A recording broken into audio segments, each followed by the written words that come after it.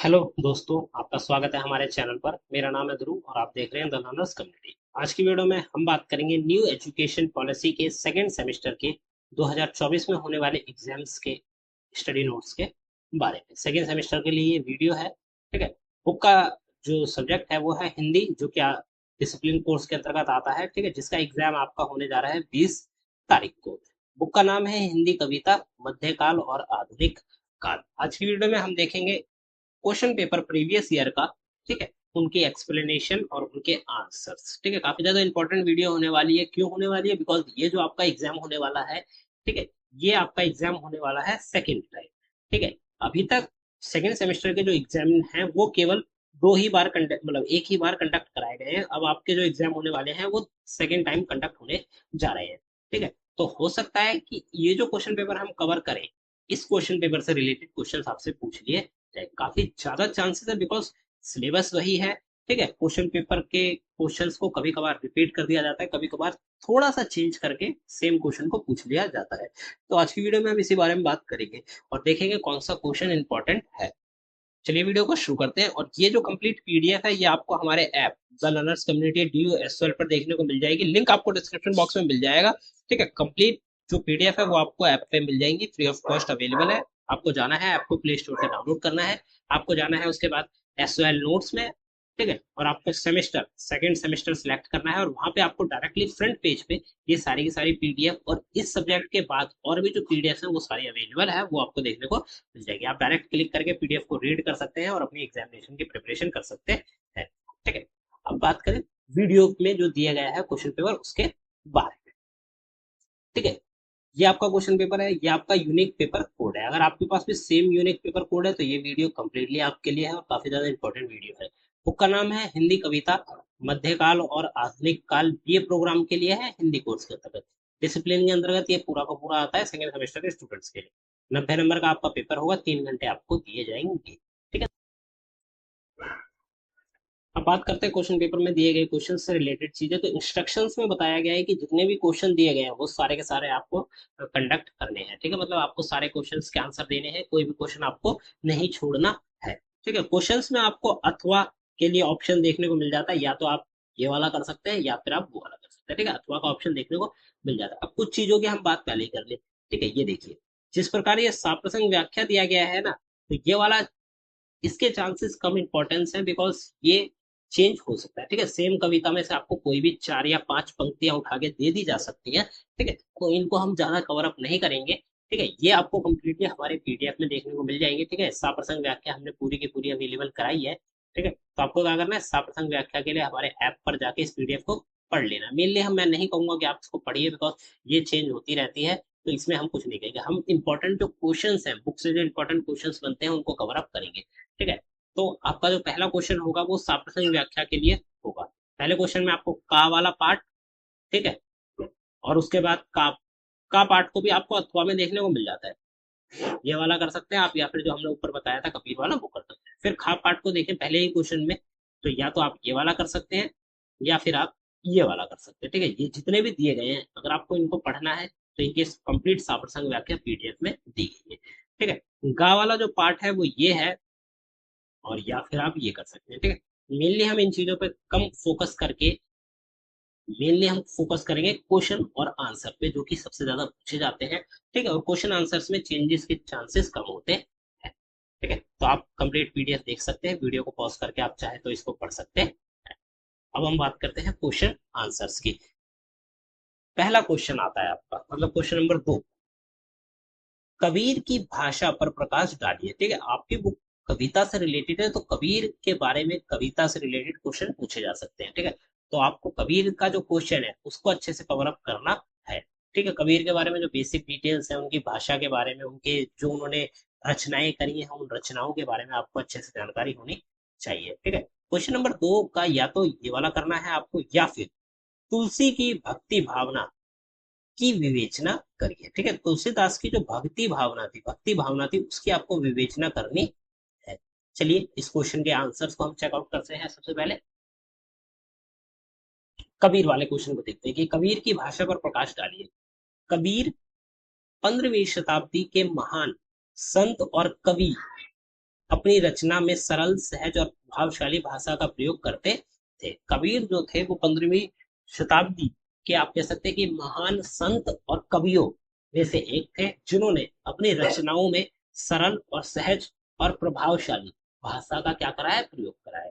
उनकी भाषा में गहराई और प्रभावशीलता का मेल होता है, जो आज भी पाठकों और श्रोताओं को आकर्षित करता है। ठीक है, आज भी अगर आप पढ़ते हैं कबीर की द्वारा लिखी गई रचनाओं को, ठीक है, तो इस प्रकार से प्रभावशाली भाषा का यूज किया गया है कि वो आज भी आपको आकर्षित करता है, अपनी तरफ खींचता है। कबीर की भाषा की विशेषताएं और उनकी महत्ता पर विस्तार से प्रकाश डालने प्रयास किया जा रहा है। ठीक है, अब हम बात करेंगे कि किस प्रकार से कौन कौन सी इंपॉर्टेंट चीजें हैं जो कि कबीर जी की भाषा पर क्या करते हैं, इंपॉर्टेंस डालते हैं। पहला पॉइंट आता है भा, भाषा की सरलता और सहजता। कबीर की भाषा की सबसे बड़ी विशेषता उनकी सरलता और सहजता है। ठीक है, कबीर के द्वारा लिखे गए जो ग्रंथ है, या फिर हम कहें जो भी गद्य पद उन्होंने लिखे हैं, उनकी सबसे बड़ी विशेषता यह है कि उन्होंने सरल और सहज भाषा का प्रयोग किया है।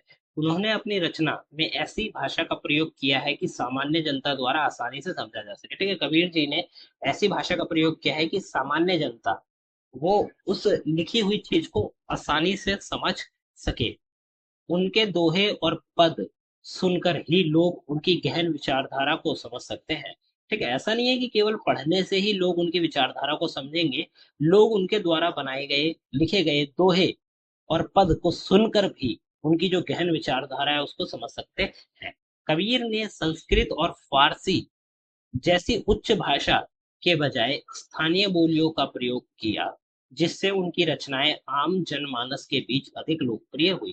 ठीक है, कबीर जी ने एक प्रकार से संस्कृत और जो फारसी, जो बड़ी भाषाएं थी, ऐसी भाषाओं का प्रयोग ना कर कर स्थानीय बोलियों का, मतलब आप कह सकते हैं कि किसी पर्टिकुलर स्थान की बोली का प्रयोग करके रचनाओं को लिखा, ताकि जनमानस, जो जनता है, उनके बीच में अधिक लोकप्रिय हो सके उनके द्वारा बनाई गई रचनाएं।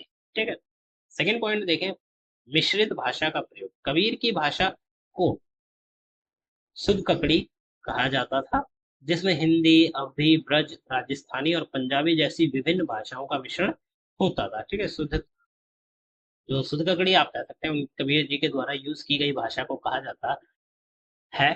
ठीक है, तो ये जो भाषा थी ये मिक्स थी, इसमें आपको हिंदी, अवधी, ब्रज, राजस्थानी और पंजाबी जैसी विभिन्न भाषाओं का मिश्रण देखने को मिलता है। इस मिश्रित भाषा का प्रयोग करके कबीर ने अपनी रचनाओं को एक व्यापकता प्रदान की, जिससे विभिन्न भाषा भाषी लोग उनकी रचनाओं को समझ सके। ठीक है, अब जैसा कि हमने बात करी कि कबीर क्या करते थे कि स्थानीय भाषाओं का प्रयोग करके, बोलियों का प्रयोग करके लिखते थे। ठीक है, तो उनकी जो भाषा थी वो मिक्स थी। ठीक है, ऐसा नहीं है उन्होंने केवल एक ही भाषा में काम करा, उनकी जो भाषा थी वो मिक्स थी, जिसमें हिंदी, अवधी, ब्रज और राजस्थानी थी। तो क्या होता था कि मिश्रित भाषा के कारण उनके द्वारा बनाई गई रचनाएं, आप कह सकते हैं कि अलग अलग भाषा वाले लोग समझ पाते थे।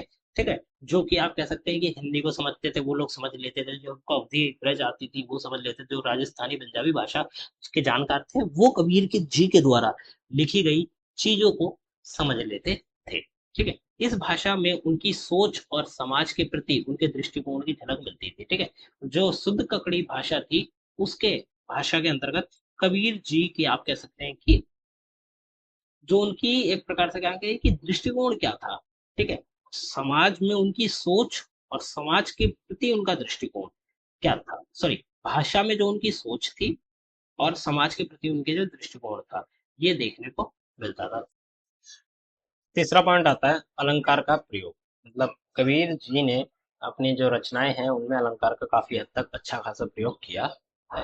ठीक है, कबीर की भाषा में अलंकार का सुंदर प्रयोग मिलता है। उन्होंने उपमा, रूपक, अनुप्रास आदि अलंकारों का उपयोग करके अपनी रचनाओं को सजाया है। ठीक है, अलंकार इसलिए यूज किए जाते हैं ताकि आपके द्वारा बनाई गई रचनाओं को आप और अच्छे से सजा सके। ठीक है, तो कबीर ने उपमा, रूपक, अनुप्रास आदि अलंकारों का अच्छे से प्रयोग किया है।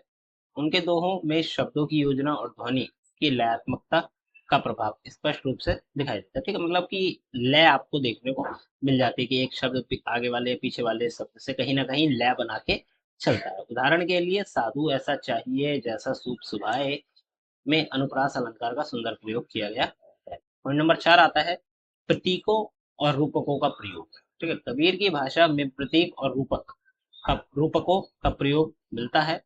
उन्होंने सामाजिक और धार्मिक विषमताओं को प्रतीक और रूपकों के माध्यम से प्रस्तुत किया है। ठीक है, कबीर के जो रचनाएं हैं उनमें प्रतीक और रूपक का उपयोग देखने को मिलता है, वो भी बड़े स्तर पर, ना व्यापक तौर पे। उन्होंने सामाजिक और धार्मिक विषमताओं, मतलब समाज में और धर्म में अगर कोई विषमता है तो उनको प्रतीक और रूपकों के माध्यम से प्रस्तुत करने की कोशिश की और काफी अच्छे से भी प्रस्तुत किया है। उन्होंने दोहों में गाय बकरी कपड़ा कपड़ी सॉरी गाय बकरी कपड़ा मटका आदि रोजमर्रा की वस्तुओं का प्रतीकात्मक प्रयोग देखने को मिलता है। तो कबीर जी के द्वारा बनाई गई जो रचना है उसमें आप डेली बेसिस पर यूज की जाने वाली वस्तुओं का प्रतीक देख सकते हैं। ठीक है, उनके उदाहरण के साथ वहाँ पे यूज किया गया है। जैसे कि गाय हो गया, देखने को मिल जाएगा दोहों में, बकरी का शब्द हो जाएगा, कपड़ा या मटका हो गया। ये सब क्या है, रोजमार की वस्तुएं हैं, इनका प्रतीकात्मक प्रयोग मिलता है। उदाहरण के लिए जय तिल माही तेल है तिल है, जय चमक में आग में तिल और चमक का प्रतीकात्मक प्रयोग देखने को मिलता है। ठीक है, ये जो लाइन मैंने आपको बताई, दोहा बताया, इसके अंतर्गत क्या है, इसके अंतर्गत चमक और तेल का प्रयोग किया गया है प्रतीकात्मक, मतलब प्रतीक के तौर पे। ठीक है, कबीर की भाषा का एक महत्वपूर्ण पहलू यह है कि उन्होंने अपनी रचनाओं पर, पांचवा पॉइंट आता है समाज सुधार सुधारक भाषा। समाज सुधारक भाषा, कबीर की भाषा का एक महत्वपूर्ण पहलू यह है कि उन्होंने अपनी रचनाओं के माध्यम से समाज में फैली कुरीतियां, आडंबरों और अंधविश्वासों पर प्रभाव किया। ठीक है, मेनली कबीर जी के द्वारा जो बनाई गई रचनाएं थी, उन रचनाओं के द्वारा उन्होंने समाज में फैल रही कुरीतियां या फिर हम कहें आडंबर या अंधविश्वास, उन पर प्रहार किया है। ठीक है, लोग कई प्रकार की ऐसी नीतियां होती है जो कि पुराने समय से चले आ रही है, उन्हें मानते हैं, जो कि कहीं ना कहीं बहुत ज्यादा गलत होती है। आडंबर हो गए, लोगों का अंधविश्वास हो गया, इन चीजों को उन्होंने प्रहार किया है। उनकी भाषा में एक प्रकार की तिरकता और विद्रोह की भावना दिखाई देती है। ठीक है, जो भाषा है कबीर जी की, उनकी भाषा में एक प्रकार की तिरकता और विद्रोह देखने को मिलता है। उन्होंने बिना किसी संकोच के समाज की बुराइयों को उजागर किया और सुधार की दिशा में प्रेरित किया। ठीक है, उन्होंने समाज में जो भी बुराइयां हैं, बिना किसी डर के उन बुराइयों को सामने लाया, लोगों को बताया, किसके द्वारा, अपनी रचनाओं के द्वारा, और उनको सुधार करने की कोशिश करी। उनके दोहों और पद समाज को जागरूक करने और आत्म साक्षरता की और प्रेरित करने वाले हैं। ठीक है, जो दोहे हैं वो, दोहे और पद है, वो समाज को जागरूक करने के लिए एक तो, और आत्म साक्षरता मतलब खुद को शिक्षित करने की ओर प्रेरित करने वालों में से एक है। फिर आता है छठा पॉइंट, रहस्यवादी भाषा। कबीर की भाषा में रहस्यवाद का गहरा प्रभाव दिखता है। उन्होंने अपने दोहों में आत्मा, परमात्मा, माया, ब्रह्म आदि गुण विषयों को सरल और समझने योग्य भाषा में प्रस्तुत किया है। ठीक है, उनके एक प्रकार से उनकी भाषा में रहस्यवादी भी देखने को मिल जाता है। रहस्यवादी किस प्रकार से, कि कुछ ऐसे चीजों का भी प्रयोग किया है जिनको समझने के लिए थोड़ा सा आप कह सकते हैं कि आपको काफी अंतर तक जाना पड़ता है, तभी आप उनको समझ पाएंगे। तो उनके दोहों में आत्मा, परमात्मा, माया, ब्रह्म आदि जो विषय है, ठीक है, इनको सरल और समझने योग्य भाषा में प्रस्तुत किया है। ठीक है, ये चीजें अगर आप समझने की कोशिश करेंगे, जैसे आत्मा के बारे में, परमात्मा के बारे में आप पढ़ेंगे, उसको समझेंगे, माया के बारे में आप पढ़ेंगे समझेंगे, तो आपको काफी डीपली जाना पड़ेगा। ठीक है, तो कबीर जी ने क्या करा है कि वे अपनी भाषा में इन चीजों को सरल रूप से समझाने की कोशिश की है और काफी अच्छे से समझाया है। उनकी भाषा में एक प्रकार की दार्शनिकता और आध्यात्मिकता का मेल होता है, जो पाठकों और आत्म मंथन के लिए प्रेरित करता है। ठीक है, अब जो भाषा है, उस भाषा में एक प्रकार की दार्शनिकता, ठीक, मतलब दर्शन देने की जो कला है, वो चीजें देखने को मिल जाती है, आध्यात्मिकता मिल जाती है, मेल है। ठीक है, जो कि पढ़ने वाले पाठकों को आत्म मंथन, मतलब खुद से मंथन करने के लिए प्रेरित करता है। उदाहरण के लिए मन के हारे हार है, मन के जीते जीत में मन की महत्ता को दर्शाया गया है। ठीक है, मन के हारे हार है, मन के हारे, मन के जीते जीत, ये जो दुआ है, इसके अंतर्गत क्या बताया गया है कि भाई मन को सबसे ज्यादा इंपॉर्टेंट बताया गया है और मन की महत्ता को दर्शाया गया है। सातवां पॉइंट आता है जनभाषा का प्रयोग।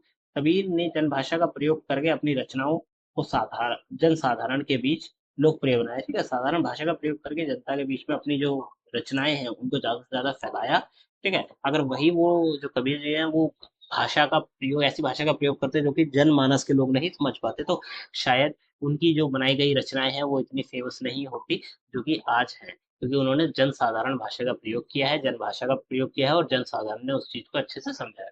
उनकी भाषा में वे सभी गुण थे जो जन कवि की भाषा में होने चाहिए। ठीक है, जनता के लिए जो कवि होते हैं उनकी भाषा में जो गुण होने चाहिए वो सारे के सारे गुण किनमें थे? कबीर जी की भाषा में थे। उन्होंने जनता की भाषा में ही जनता की समस्याओं को प्रस्तुत करके उनके समाधान की दिशा की तरफ प्रेरित किया। ठीक है, उन्होंने जनता की भाषा में ही जनता की जो भी समस्याएं हैं उन समस्याओं को सॉल्व करा। ठीक है, अपने दोहों के द्वारा या फिर पद्य के द्वारा, और लोगों को प्रेरित किया। ठीक है, उनकी भाषा में जीवन के यथार्थ और उसकी गहराई को सरल शब्दों में बताया गया। ठीक है, जीवन का जो यथार्थ है, जीवन का जो अर्थ है काफी अच्छा खासा, ठीक है, वो और उसकी गहराई को सरल शब्दों में समझाया गया है किनके, कबीर जी की भाषा के अंतर्गत, उनके द्वारा लिखी गई रचनाओं के अंतर्गत। आठवां पॉइंट आता है शब्दों का सटीक चयन। कबीर की भाषा की एक महत्वपूर्ण विशेषता यह है कि उन्होंने शब्दों का चयन बहुत सटीक और प्रभावी ढंग से किया है। ठीक है, आप जब भी कोई रचना बनाते हैं, ठीक है, तो आप ऐसा नहीं है कि आप कोई भी शब्द उठा के यूज कर सकते हैं, नहीं, अगर आपको सही शब्द लिखना है तो आपको अच्छे से उसकी खोजबीन करके वो लिखना होगा। ठीक है, प्रभावी शब्दों को लिखना होगा, तभी आपका जो रीडर है, आपके द्वारा लिखी गई जो रचना है उसको कोई अगर पढ़ता है तभी वो उससे प्रभावित हो पाएगा, जब उसमें शब्दों का सही प्रयोग किया जाएगा। ठीक है, तो उन्होंने शब्दों का चयन बहुत सटीक और प्रभावी ढंग से किया था। उनके दोहे संक्षिप्त होते हुए भी गहरे अर्थ रहते थे। ठीक है, जो दोहे हैं वो संक्षिप्त तो थे, मतलब एक लाइन हो गई या फिर छोटे से हो गए चार छह शब्दों के, परंतु वो गहरा जो अर्थ है वो रखते थे अपने भीतर। फिर शब्दों की संयोजना में उनकी कुशलता का प्रमाण मिलता है। ठीक है, शब्दों का संयोजन जो किया उसमें ये देख सकते हैं कि वो कितने कुशल थे। उदाहरण के लिए, कल करे सो आज करे सो अब में समय की महत्ता को बड़े सटीक और प्रभावी ढंग से प्रस्तुत किया गया। ठीक है, ये जो दोहा है, कल करे तो आज करे तो अब, ये इस दोहे में आप कह सकते हैं कि समय का जो सटीकता है, समय की महत्ता को बड़े सटीक ढंग से प्रस्तुत किया गया है। फिर आता है निष्कर्ष। निष्कर्ष के अंतर्गत हम कंप्लीट जो हमने कबीर जी की जो भाषा की विशेषताएं हैं उनके बारे में जो भी पॉइंट्स है वो हमने डिस्कस करें। अब निष्कर्ष देख लेते हैं। कबीर की भाषा उनकी सोच, दर्शन और समाज सुधार की भावना का सजीव सजीव प्रतिबिंब है। ठीक है, कबीर की जो भाषा है वो उनकी सोच को दिखाती है, दर्शन को, और समाज सुधार की जो भावना है उस चीज का सजीव प्रतिबिंब है, मतलब सजीव, जो आप कह सकते हैं कि शीशा है। उन्होंने अपनी भाषा के माध्यम से समाज के हर वर्ग तक अपनी बात पहुंचाई और उन्हें सोचने पर मजबूर किया। ठीक है, अपनी उनकी भाषा इतनी अच्छी और इतनी सरल थी कि एक व्यक्ति समाज में रहने वाला उसको समझ पाता था। तो उनको उन्होंने अपनी भाषा के द्वारा जो समाज के समाज में जितने भी वर्ग हैं वहां तक अपनी जो चीजें हैं वो पहुंचाई। समाज में कुछ गलत हो रहा है या फिर कुरीतियां, समाज के बारे में जो भी चीजें हैं वो उन लोगों तक पहुंचाई। उनकी भाषा उनकी भाषा की सरलता, सहजता, प्रतीकात्मकता और गहनता उन्हें हिंदी साहित्य में एक विशिष्ट स्थान दिलाती है। ठीक है, उनकी भाषा ही इतनी सरल, सहज और प्रतीकात्मक और गहन थी कि हिंदी साहित्य में उन्हें एक अलग स्थान दिया जाता है।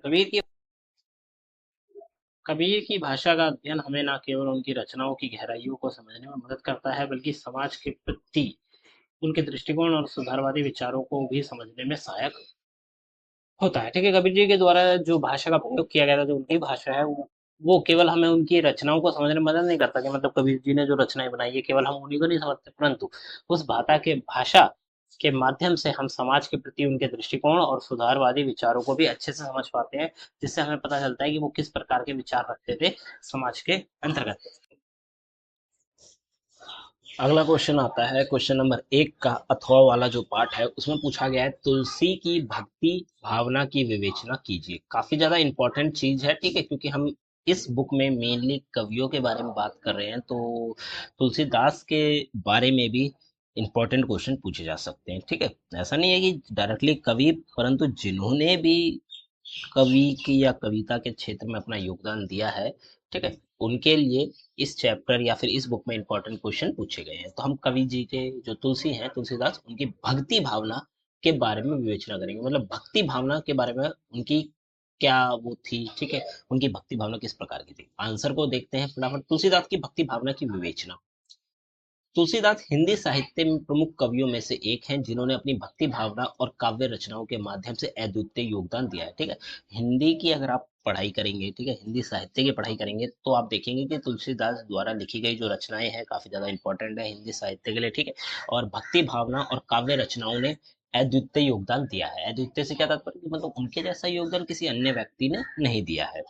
ठीक है, उनकी रचनाएं न केवल साहित्य दृष्टिकोण से महत्वपूर्ण हैं बल्कि धार्मिक और संस्कृत दृष्टि से भी महत्वपूर्ण है। ठीक है, जो उनकी रचनाएं हैं तुलसीदास की वो केवल साहित्य दृष्टिकोण से मतलब साहित्य लेखन के दृष्टिकोण से ही इंपॉर्टेंट नहीं है बल्कि धर्म के क्षेत्र में भी और संस्कृति के क्षेत्र में भी एक इंपॉर्टेंट रोल प्ले करती हैं। तुलसीदास की भावना भक्ति भावना की विशेषता और उनके योगदान का विश्लेषण निम्नलिखित बिंदुओं के माध्यम से किया जा सकता है। हम पॉइंट्स की बात करते हैं। ठीक है, पहला पॉइंट है भक्ति की परिभाषा और तुलसीदास की दृष्टि। ठीक है, भक्ति की क्या परिभाषा है और तुलसीदास जी की क्या दृष्टि थी, इस बारे में हम बात करते हैं। ये पहला पॉइंट है। ठीक है, किस क्वेश्चन के बारे में कि तुलसीदास की भक्ति भावना की विवेचना कीजिए।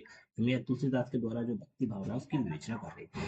तो भक्ति क्या है? भक्ति भगवान के प्रति प्रेम और श्रद्धा का भाव है। ठीक है, भक्ति को क्या बताया गया है? भगवान के प्रति प्रेम रखना, ठीक है, और श्रद्धा का भाव है। तुलसीदास ने अपनी रचनाओं में भक्ति को अत्यंत महत्वपूर्ण स्थान दिया है। तुलसीदास ने जो भी रचनाएं करी उनमें भक्ति को एक अलग ही अत्यंत महत्वपूर्ण इंपॉर्टेंट प्लेस या इंपॉर्टेंट जो स्थान है वो दिया है।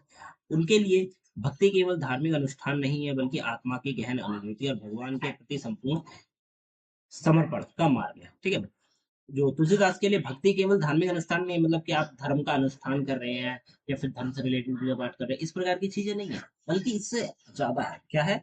आत्मा का गहन अनुभूति और भगवान के प्रति पूर्ण समर्पण का मार्ग क्या कहलाता है? भक्ति है। ठीक है, भगवान के प्रति पूर्ण समर्पण होना आपका, ठीक है, आत्मा का गहन करना और साथ के साथ अनुष्ठान करना भी भक्ति के अंतर्गत आता है। ठीक है, तुलसीदास ने भक्ति को जीवन का सार माना है और अपने जीवन और काव्य का मुख्य आधार बनाया। ठीक है, तुलसीदास ने भक्ति को क्या माना है? तुलसीदास ने भक्ति को जीवन का सार माना है। मतलब आप कह सकते हैं ना कि भाई मेरे जीवन का पूरा सार क्या है, तो वो भक्ति बताई गई है। ठीक है, और जीवन जो भक्ति है उसको काव्य का मुख्य वो आधार भी बनाया। फिर आता है सेकंड पॉइंट, राम के प्रति अनन्य अनन्य प्रेम। ठीक है, मेनली तुलसीदास के द्वारा आप कह सकते हो वो राम के प्रति, भगवान राम के प्रति काफी ज्यादा प्रेम था। तो उस बारे में हम देखें तो तुलसीदास की भक्ति का केंद्र भगवान राम है। उन्होंने राम को आदर्श पुरुष और मर्यादा पुरुषोत्तम के रूप में प्रस्तुत किया है। ठीक है, आपको पता होगा कि भगवान राम को मर्यादा पुरुषोत्तम कहा जाता है। ठीक है, एक आदर्श पुरुष के रूप में दिखाया है, मर्यादा पुरुषोत्तम के रूप में प्रस्तुत किया है अपनी कह सकते हैं रचनाओं में। तुलसीदास की रामचरितमानस इस भक्ति भावना का अद्वितीय उदाहरण है। ठीक है, तुलसीदास की जो रामचरितमानस है वो उनकी भक्ति भावना की अद्वितीय उदाहरण है। उनके रामचरित तुलसीदास के द्वारा लिखी गई जो रामचरितमानस है उसके जैसी कोई और उदाहरण है ही नहीं। ठीक है, आपको देखने को तो बहुत सारी मिलेंगी, ऐसा नहीं है कि रामायण या फिर रामचरितमानस हम कहे तो एक ही व्यक्ति ने लिखा, बहुत सारे व्यक्तियों ने लिखी, बस समय समय पे अलग अलग व्यक्तियों ने उसे प्रस्तुत किया, परंतु रामचरितमानस जो कि तुलसीदास द्वारा जो लिखी गई है वो एक अद्वितीय उदाहरण है। इस ग्रंथ में उन्होंने राम के जीवन के विभिन्न पहलुओं को बताते हुए मार्मिक और सरल भाषा में प्रस्तुत किया है। ठीक है, इस ग्रंथ में आप कह सकते हैं या इस रचना में उन्होंने भगवान राम के जीवन के विभिन्न पहलुओं, मतलब जीवन के जो अलग अलग पहलू हैं, ठीक है, अलग अलग समय पे जो सिचुएशन है उनके बारे में बहुत मार्मिक और सरल भाषा में दिखाया है। ठीक है, मैं आप कह सकते हैं कि सरल भाषा में दिखाने की कोशिश करिए ताकि जनमानस उसको समझ सके। मेनली रचनाएं इसलिए बनाई जाती हैं ताकि जनमानस उन चीजों को अच्छे से समझ सके। ठीक है, तो सरल भाषा मार्मिक भाषा में प्रस्तुत किया है। उनकी भक्ति राम के प्रति अन्याय प्रेम, सेवा और समर्पण के रूप में प्रकट होती है। ठीक है, वो भगवान राम के प्रति पूरी तरह से समर्पित थे। इस प्रकार से आगे देखें, सगुण भक्ति की अवधारणा। तुलसीदास सगुण भक्ति के प्रबल समर्थक थे। सगुण भक्ति का अर्थ है साकार रूप में भगवान की पूजा करना। ठीक है, सगुण भक्ति का क्या अर्थ माना गया है, बताया गया आपकी किताबों के अकॉर्डिंग कि वे साकार रूप में भगवान की पूजा करना। और वो सगुण भक्ति के प्रबल समर्थक रहे हैं, मतलब वो उसको पूरे सपोर्ट रहे, कट्टर सपोर्ट रहे, आप कह सकते हैं कि रहे हैं। उन्होंने भगवान राम को एक साकार रूप में देखा और उनकी लीलाओं का वर्णन किया है। ठीक है, पूरे रूप में, साकार रूप में उन्होंने एक प्रकार से कह सकते हैं कि देखा, ठीक है, और क्या करा है, लीलाओं का वर्णन किया, जो भी भगवान राम की आप कह सकते हैं कि समय के साथ हुआ है उनके साथ, वो सारी चीजें उन्होंने बताई है। उनकी भक्ति में भगवान के नाम, रूप, लीला और धाम का विशेष महत्व, ठीक है। उनकी जो भक्ति भावना, मतलब तुलसीदास की जो भक्ति है, भक्ति में भगवान के नाम के बारे में, उनके रूप के बारे में, उनके द्वारा की गई लीलाओं के बारे में और उनके धाम के बारे में एक अलग से विशेष महत्व दिया गया है। तुलसीदास ने अपनी रचनाओं में राम को साकार रूप में गुणगान किया और उनकी लीलाओं का वर्णन किया, जिससे उनकी भक्ति भावना और गहरी हो जाती है, ठीक है। तो मेनली उन्होंने जो रामचरितमानस लिखी, साथ के साथ भगवान राम के लिए और भी अगर कोई हम कह सकते हैं रचना लिखी है, तो उन रचनाओं में उन्होंने काफी अच्छे से उनकी लीलाओं को दिखाया, उनको गुणगान दिखाए हैं, ठीक है, और भक्ति भावना को गहरी रूप से दर्शाया है, ठीक है। तो अभी हमने सगुण की बात करी, सगुण भक्ति और अवधारणा। अब चौथे पॉइंट की बात करें, सामाजिक और नैतिक मूल्यों की बात करते हैं। तुलसीदास की भक्ति भावना केवल धार्मिक दृष्टिकोण तक सीमित नहीं थी, बल्कि उन्होंने अपने काव्य में सामाजिक और नैतिक मूल्यों को भी महत्व दिया है, ठीक है। तुलसीदास की जो भक्ति भावना थी वो केवल धर्म से रिलेटेड या धर्म के प्रति दृष्टिकोण तक सीमित नहीं थी। ऐसा होता है ना कि कुछ व्यक्तियों ने भाई अपनी रचनाओं में केवल धर्म के लिए ही चीजें लिखी है, नहीं, उन्होंने धर्म के बारे में भी लिखा, साथ के साथ सामाजिक और नैतिक मूल्यों के भी महत्व को बताया है। उन्होंने अपने समय में समाज की समस्याएं और बुराइयों का चित्रण किया और राम के आदर्शों के माध्यम से उनका समाधान प्रस्तुत किया। आप देखिए, ये समझिए कि तुलसीदास ने समाज की कुरीतियों, बुराइयां, अंधविश्वास के बारे में तो लिखा है, परंतु भगवान राम के जो आदर्श है, ठीक है, उन आदर्शों के माध्यम से उन कुरीतियों, अंधविश्वास का समाधान भी प्रस्तुत किया है, ठीक है।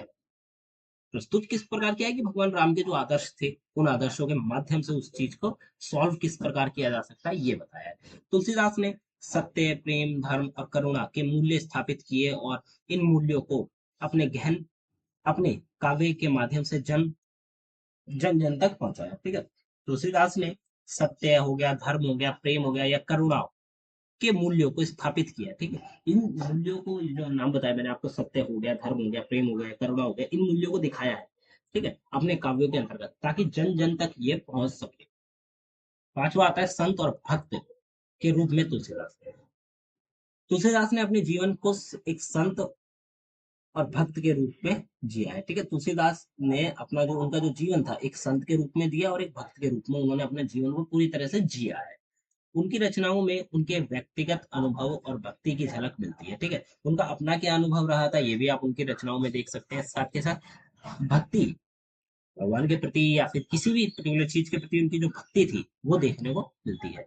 उन्होंने अपने जीवन के और सुख संघर्ष और दुखों को भगवान राम की भक्ति के माध्यम से सहन किया और उनकी भावना को अपनी रचनाओं में व्यक्त किया, ठीक है। उनके जीवन, तुलसीदास के जीवन में जो भी आप कह सकते हैं स्ट्रगल्स रहे हैं, ठीक है, संघर्ष रहे हैं, जो दुख रहे हैं, उनको दुखों को भगवान राम की भक्ति के माध्यम से, ठीक है, भगवान राम की भक्ति करते हुए उनके माध्यम से सहन भी किया है, ठीक है, और भावना को अपनी रचनाओं में दिखाया भी है। तुलसीदास के लिए भक्ति केवल धार्मिक अनुष्ठान नहीं, बल्कि जीवन जीने का एक तरीका है, ठीक है। तुलसीदास के लिए भक्ति केवल ऐसा नहीं है कि आपने केवल पूजा पाठ कर लिया, अनुष्ठान कर लिए, ये सारी चीजें नहीं, बल्कि वो पूरा का पूरा जीवन जीने का तरीका है, इस चीज को उन्होंने बताया है। छठा पॉइंट आता है रामचरितमानस, भक्ति का महाकाव्य। रामचरितमानस तुलसीदास की प्रमुख रचना है, जो उनकी भक्ति भावना का सार है, ठीक है। आप कह सकते हैं कि रामचरितमानस जो कि तुलसीदास द्वारा जो लिखा गया है, एक तो सबसे प्रमुख ग्रंथ माना जाता है, ठीक है, साथ के साथ उनकी भक्ति भावना का पूरा सार है। आप सपोज कर रहे हैं कि एक व्यक्ति ने एक बुक लिखी, ठीक है, और उन्होंने जितनी भी भक्ति करी है वो सारी की सारी उस बुक के अंतर्गत उन्होंने प्रस्तुत करी है, तो ये उनका सार है, ठीक है। इस महाकाव्य में उन्होंने राम के जीवन की घटनाओं को बहुत ही सजीव और सरल भाषा में प्रस्तुत किया है, ठीक है। भगवान राम के जो जीवन है और उनके जीवन में जितनी भी घटनाएं घटी, जितनी भी चीजें आई गई, ये सारी की सारी सजीव और सरल भाषा में प्रस्तुत की है। रामचरितमानस में तुलसीदास ने भक्ति के विभिन्न रूपों को प्रस्तुत किया, जैसे सगुण भक्ति, निर्गुण भक्ति, प्रेम भक्ति, सेवा भक्ति। इस ग्रंथ में उन्होंने राम के प्रति अपनी अन्याय प्रेम भक, अन्य प्रेम अन्याय भक्ति को प्रकट किया और इसे जन जन तक पहुंचाया, ठीक है। जो रामचरितमानस है उसके अंतर्गत आप देखेंगे कि अलग अलग प्रकार की भक्तियों के बारे में बात करी गई ठीक है। जैसे हम बात करें सगुण भक्ति हो गई, निर्गुण भक्ति हो गई, प्रेम भक्ति हो गई, सेवा भक्ति हो गई, इन सब के बारे में उन्होंने बात करी है। ठीक है। और अपना जो कह सकते हैं भक्ति है उसको पूरी तरह से सातवां पॉइंट आता है भक्ति में आध्यात्मिकता और धार्मिकता का समझ।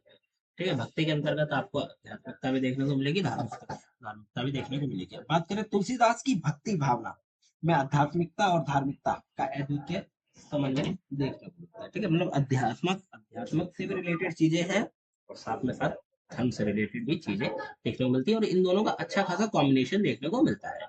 उन्होंने भक्ति को केवल धार्मिक अनुष्ठान तक सीमित नहीं रखा, बल्कि इसे आत्मा की गहराइयों तक पहुंचाया। ठीक है। तुलसीदास ने भक्ति को केवल धार्मिक अनुष्ठानों तक ही सीमित नहीं रखा। ऐसा नहीं है कि सिर्फ ये बताया कि धार्मिक अनुष्ठान तक ही भक्ति सीमित है, परंतु उन्होंने आत्मा की गहराइयों तक इस चीज को बताया। ठीक है। अनुष्ठान से तात्पर्य है कि आप पूजा पाठ कर रहे हैं या फिर किसी प्रकार का अनुष्ठान कर रहे हैं, तो धर्म भक्ति केवल वहीं तक नहीं है भगवान की। ठीक है। आपको आत्मा की गहराइयों तक जाना पड़ेगा। उनकी भक्ति में प्रेम, श्रद्धा और समर्पण के साथ साथ ज्ञान और विवेक का भी महत्वपूर्ण स्थान है। ठीक है। जो भक्ति है उसके अंतर्गत आपको प्रेम, श्रद्धा और समर्पण तो देखने को मिलेगा, इसके साथ साथ ज्ञान और विवेक का भी एक महत्वपूर्ण स्थान दिखाया गया है। उन्होंने भक्ति को जीवन का मार्गदर्शक सिद्धांत माना है और इसे काव्य में प्रस्तुत किया है। ठीक है। उन्होंने भक्ति को क्या माना है? जीवन का मार्गदर्शक सिद्धांत माना। मतलब अगर आपको जीवन में मार्गदर्शन चाहिए तो आप भक्ति को कर सकते हैं। ठीक है। उससे आपको क्या मिलेगा? मार्गदर्शन मिलेगा। ये उसका सिद्धांत माना है। ठीक है। और अपने काव्य में इसे प्रस्तुत किया। फिर आत्मा आता है तुलसीदास की भक्ति भावना का प्रभाव। तुलसीदास की भक्ति भावना का प्रभाव उनकी रचनाओं के माध्यम से समाज पर पड़ा। उनकी रचनाएं आज भी धार्मिक, सामाजिक, सांस्कृतिक दृष्टि से महत्वपूर्ण है। ठीक है। भक्ति भावना का प्रभाव आज भी पड़ रहा है। ठीक है। तुलसीदास के द्वारा जो लिखी गई है, आप कह सकते हैं कि रचनाएं हैं, उनमें उन्होंने अपनी भक्ति भावना को दिखाया है। ठीक है। उसका प्रभाव समाज पर पड़ा और आज भी धार्मिक, सामाजिक, सांस्कृतिक दृष्टिकोण से इसे इम्पोर्टेंट माना जाता है। तुलसीदास की भक्ति भावना ने न केवल उनके समय में समाज को प्रभावित किया, बल्कि आज भी उनके काव्य के माध्यम से लोगों के दिल में राम के प्रति प्रेम, श्रद्धा की भावना जागृत करती है। ठीक है। तुलसीदास के द्वारा जो भी रचनाएं बनाई गई वो आज भी लोगों को प्रेरित करती हैं। ठीक है। धर्म के प्रति, साथ के साथ भगवान राम के जो प्रति प्रेम है, श्रद्धा है, उसकी भावना को भी जागृत करती है, पैदा करती है। ठीक है। तो ये कुछ पॉइंट्स थे। अब हम बात करते हैं निष्कर्ष की इस क्वेश्चन के। तो तुलसीदास की भक्ति भावना में हिंदी साहित्य और भारतीय संस्कृति में एक महत्वपूर्ण स्थान प्राप्त किया है। ठीक है। जो तुलसीदास की जो भक्ति भावना थी, उसने हिंदी साहित्य और भारतीय संस्कृति में एक महत्वपूर्ण स्थान जो होता है वो प्राप्त किया। उनकी रचनाओं में भक्ति को केवल धार्मिक अनुष्ठान नहीं, बल्कि जीवन का सार और मार्गदर्शक सिद्धांत माना गया है। तुलसीदास की भक्ति भावना में को समाज को प्रेम, श्रद्धा और समर्पण के मूल्य से जोड़ा और राम के आदर्शों को जन जन तक पहुंचाया। उनकी भक्ति भावना ने न केवल भारतीय साहित्य को समृद्ध किया, बल्कि लोगों को लोगों के जीवन को भी नई दिशा दी। ठीक है। तो आप कह सकते हैं कि तुलसीदास के द्वारा लिखी गई जो भी रचनाएं हैं, बनाई गई रचनाएं हैं, वो रचनाएं आज भी समाज को प्रभावित कर रही हैं। ठीक है। और मेनली वो रचनाएं, आप कह सकते हैं कि लोगों को भक्ति भावना के बारे में और अच्छे से एक्सप्लेन करती हैं, बताती हैं। ठीक है। लोगों को प्रेरित करती है भक्ति भावना के बारे में, प्रेम, श्रद्धा और समर्पण के मूल्यों को भी दिखाती है, और जन जन तक ये चीजें पहुंचे, इसीलिए इन रचनाओं को सरल और सहज भाषा में लिखा गया था। अब हम बात करते हैं अगले क्वेश्चन की, जो कि क्वेश्चन नंबर 3 है। इसके बारे में हम देखते हैं। क्वेश्चन नंबर 3 में पूछा गया पाठ्यक्रम में निर्धारित बिहारी के दोहों की विशेषताएं लिखे। ठीक है। आपकी बुक में जो बिहारी हैं उनके द्वारा लिखे गए जो दोहे हैं, उनकी विशेषताओं को आपको यहाँ पे बताना है। तो विशेषताओं को हम देख लेते हैं, थोड़ा सा हम परिचय देखेंगे। क्वेश्चन लिखने और क्वेश्चन का आंसर लिखने के कुछ इंपॉर्टेंट तरीके होते हैं, तो उनको भी आपको अच्छे से समझ में आना चाहिए। ठीक है। तो आपके बारे में किसी भी उसके बारे में पूछा गया, थोड़ा सा अगर आप उनके बारे में परिचय दे देते हैं, ठीक है, तो एग्जामिनर को लगेगा कि हाँ आपने थोड़ा सा ज्यादा पढ़ा है, तो आपके दिमाग से वो अच्छे खासे आने के चांसेस बढ़ जाते हैं। बिहारी लाल हिंदी साहित्य की रीति काल के प्रमुख कवियों में से एक थे। तो ठीक है। हिंदी साहित्य के रीति काल के प्रमुख कवियों में से एक थे। काल याद करिए, कौन सा? रीति काल। उनका जन्म 603 ईस्वी में ग्वालियर में हुआ था और वे ओरछा, जयपुर और दिल्ली के दरबारों में थे। उनके प्रसिद्ध काव्य रचना बिहारी सतसई है, जिसमें 700 दोहे संकलित है। ठीक है, उनकी जो प्रसिद्ध, आप कह सकते हैं कि एक तो कहे कि फेमस या प्रसिद्ध जो काव्य रचना है, ठीक है, वो क्या है, बिहारी सतसई। और इसमें तकरीबन 700 दोहे लिखे हुए हैं। ये दोहे अपनी भाव, व्यंजना, भाषा, शिल्पी अलंकारों के कारण अद्वितीय माने जाते हैं। मतलब उन दोहों में इस प्रकार से भाषा का प्रयोग किया गया है, इस प्रकार से शिल्पी या अलंकार का प्रयोग किया गया है कि वो अद्वितीय है, उनके जैसे कोई और दोहे नहीं है। ठीक है, अब इसके बारे में हम इनके दोहे की जो विशेषताएं हैं उनको फटाफट देख लेते हैं। विशेषताओं की बात करें दोहे की, तो पहले आता है संक्षिप्तता और गहनता। बिहारी के दोहे संक्षिप्त होते हुए भी गहन अर्थपूर्ण होते थे। मतलब संक्षिप्त मतलब छोटे तो होते थे, परंतु उनका अगर आप अर्थ समझने की कोशिश करेंगे तो आपको बहुत बड़ा अर्थ देखने को मिलेगा, मतलब गहन अर्थ देखने को मिलेगा।